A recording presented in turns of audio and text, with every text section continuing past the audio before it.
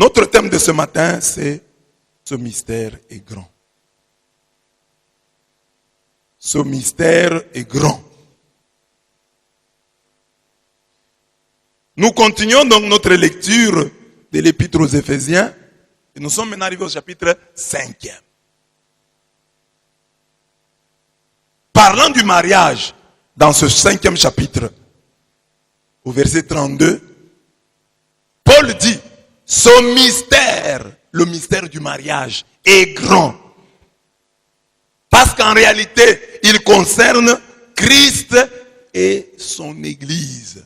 Ce mystère est grand, je l'ai dit en référence au Christ et à l'Église. À ses yeux, donc aux yeux de Paul, le mariage est un mystère, c'est-à-dire une parabole de notre alliance avec Dieu. Le mariage parle de ta relation avec Dieu. Et le mariage doit être à l'image de ta relation avec Dieu. Le mariage, il ne faut pas voir seulement que deux personnes sont unies. Non! Dans le mariage, aller au-delà. Voyez, Christ et l'Église. C'est un mystère. Un mystère, c'est une réalité devant laquelle il faut se taire. Devant le mystère, il faut se taire. Dites à votre voisin, devant le mystère, il faut se taire. Il faut se taire. Se taire pour compter. C'est une réalité qui te dépasse, qui est au-delà. Une réalité qu'on ne cesse de comprendre. Qu'on ne cesse de comprendre. Chaque jour, il y a des nouveaux éléments à comprendre. Des nouveaux éléments qui nous échappent. Voilà le mariage. Pour bien vivre avec le Christ, il faut considérer notre foi comme un mariage qui nous lie indissolublement à sa personne. Donc, tu veux être un bon chrétien, comprends ta relation au Christ comme un mariage. Donc, je suis l'épouse du Christ en tant qu'Église. Je suis l'épouse du Christ. Quels sont mes devoirs, mes obligations en tant qu'épouse? Aujourd'hui, le texte va dire, épouse, soyez soumise. Est-ce que moi, je suis soumis au Christ? Est-ce que le Christ est vraiment mon chef? On se dit, croire en Jésus comme son sauveur et son Seigneur. Croire en Jésus comme son sauveur, là c'est simple. Tout le monde peut croire, même le païen, même le féticheur. Quand il a des problèmes, il crie aussi Jésus. Là, il croit en Jésus comme son sauveur. Mais croire en Jésus comme son Seigneur. N'oubliez pas, Sarah appelait Abraham mon Seigneur. Est-ce que Jésus est-il ton chef? Qui est ton chef? Je viens de donner l'exemple ici à l'église. Il y a des frères ici à l'église. Il vient, il écoute la parole de Dieu. Dieu lui dit, compte tenu de ta santé, compte tenu de tes économies, il n'est pas bon que tu continues à boire. Le frère là, qui est ici à l'église, a continué à boire, malgré cet appel de Dieu. Mais lorsqu'il est allé voir un médecin, et que le médecin lui a dit la même chose, il a renoncé à la bière. Mais cette interdiction-là t'avait été donnée à l'église. Mais comme Christ n'est pas ton chef, tu as désobéi. Comme Christ n'est pas ton mari, tu as désobéi. Mais maintenant que tu es parti chez le médecin, comme c'est ta santé qui est ton chef, qui est ton Dieu, qui est ton roi, voilà que tu obéis. Il y a des hommes et des femmes ici à la prière. Si tu lui donnes rendez-vous, il n'a pas l'habitude de venir à la messe matinale. Mais tu lui donnes rendez-vous, tu lui dis, voilà, viens le matin, à l'église on se voit, je vais te donner $10. Il sera là. Il sera là. Car l'argent est son chef. L'argent est son Dieu.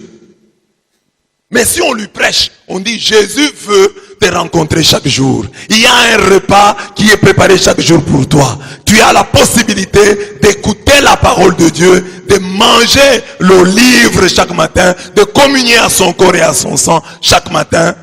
Ça ne dit rien.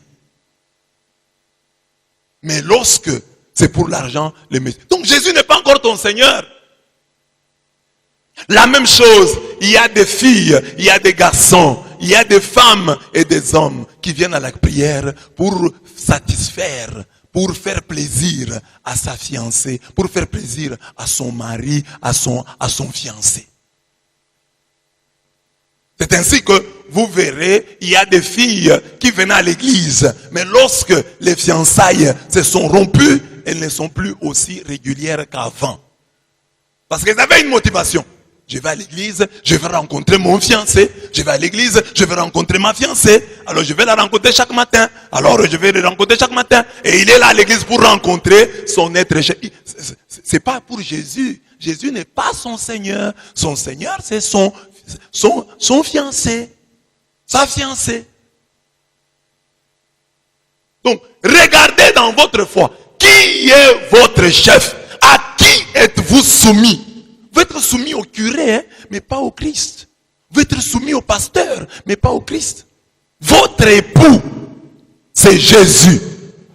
Votre mari, c'est Jésus. Vous êtes dans le mariage. Obéissez, soumettez-vous à Jésus. C'est lui qui est votre époux. C'est lui qui est votre mari. Mais curieusement, dans la vie, on voit ça. Souvent, même les femmes mariées ne se soumettent pas beaucoup à leur propre mari. Et se soumettent aux voisins. Vous pouvez voir une femme mariée, elle respecte beaucoup le voisin, mais elle se joue de son mari. Étonnant, non? Cet homme qui t'a amené à l'hôtel. Cet homme qui t'a honoré. Tu te joues de lui et tu respectes cet étranger. Combien de femmes ici leurs maris peuvent rendre témoignage et dire, monsieur l'abbé, je vous assure, ma femme m'est soumise. Elle me respecte. Combien? Très peu. Et vous allez voir, ceux qui vont parler là, c'est un peu pour sauver. Peut-être ils font ça pour évangéliser, hein, la femme. Si vous croyez-vous en la Bible? Qui croit en la Bible? Levez la main. Tous ceux qui croient en la Bible. Levez la main, je vais vous voir. Toi, tu ne crois pas en la Bible? Lève la main. Sérieusement. Si vous croyez en la Bible dit, dans votre couple là, votre mari c'est lui le Christ. Et vous, vous êtes l'église. L'église c'est quoi? Nous. Comment est-ce que nous nous comportons vers le Christ?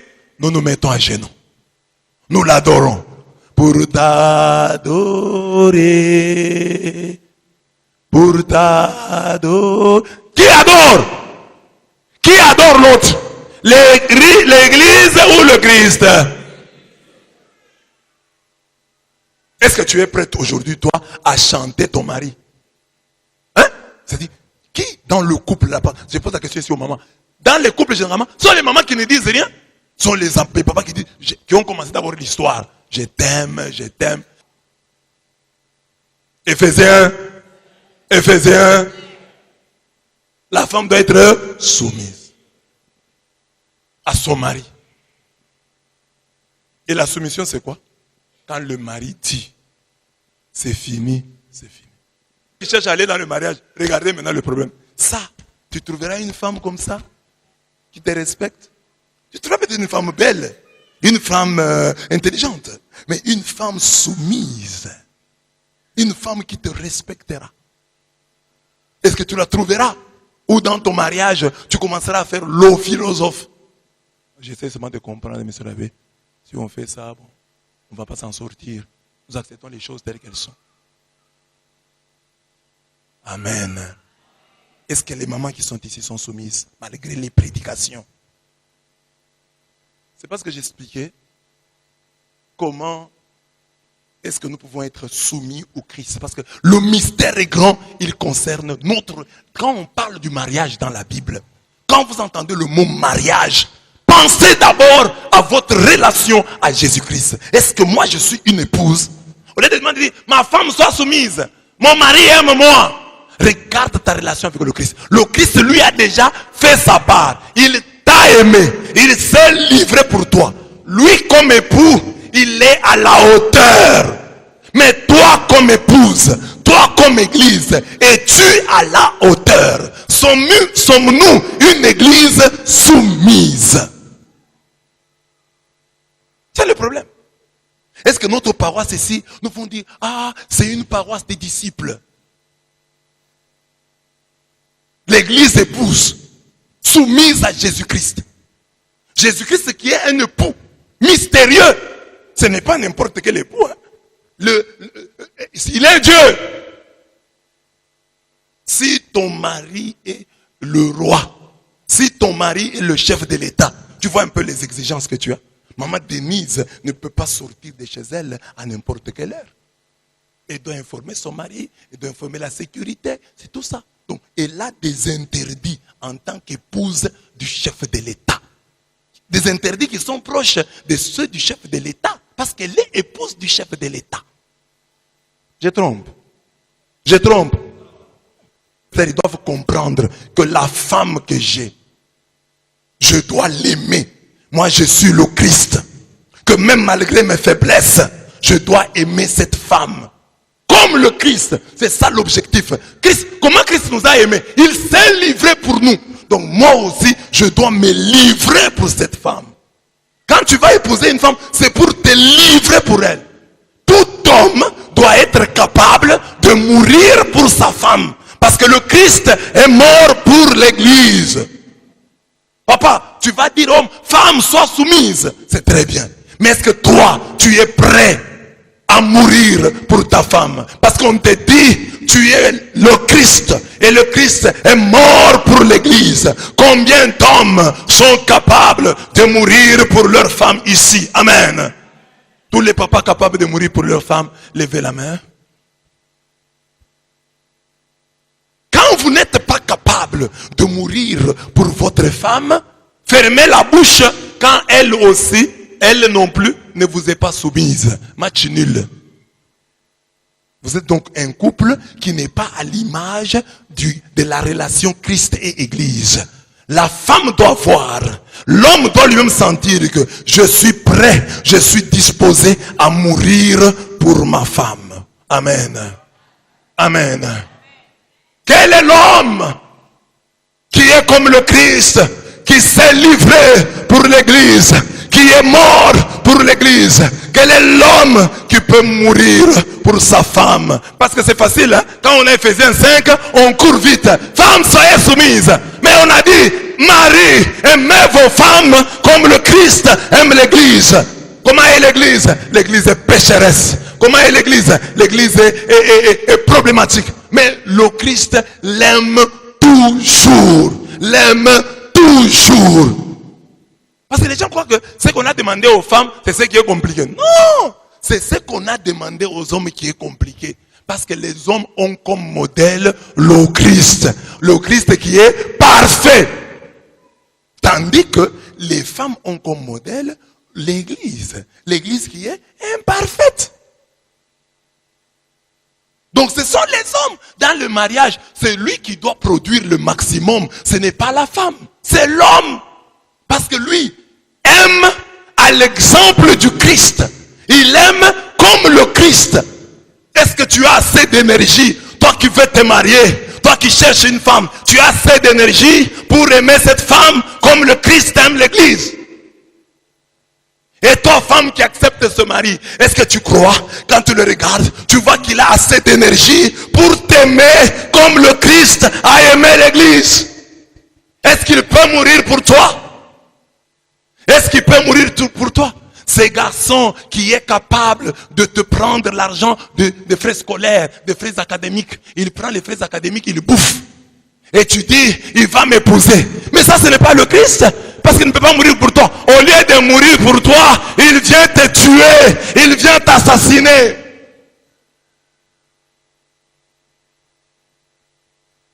Vous êtes encore fiancé, mais tu n'es pas seul. Vous êtes à 4.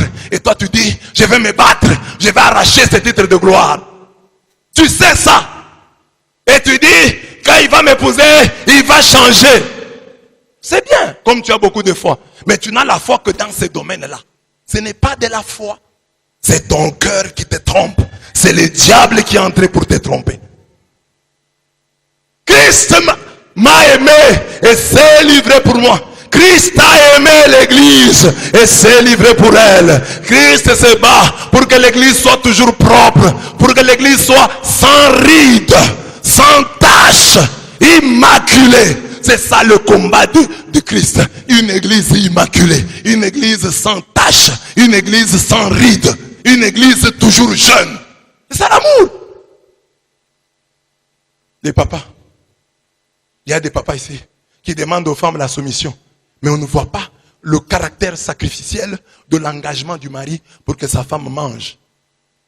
Rarement ici, il y a des papas qui rentrent chez eux à la maison, qui ont payé des fruits pour leur femme.